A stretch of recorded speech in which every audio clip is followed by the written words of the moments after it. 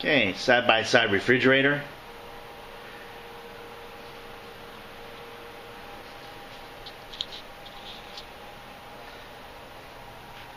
Has water, crushed ice, cubed ice available through this button here.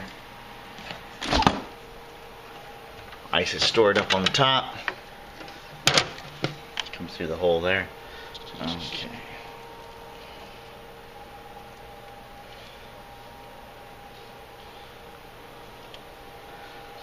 So freezer in, refrigerator side, coolant temperature gauge.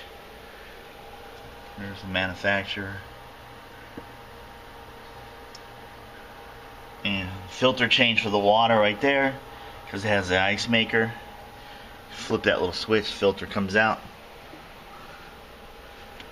There's the dimensions for the side by side.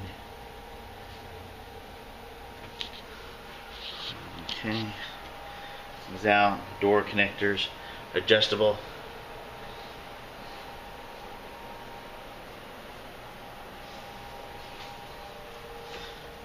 Trays on the bottom. Okay.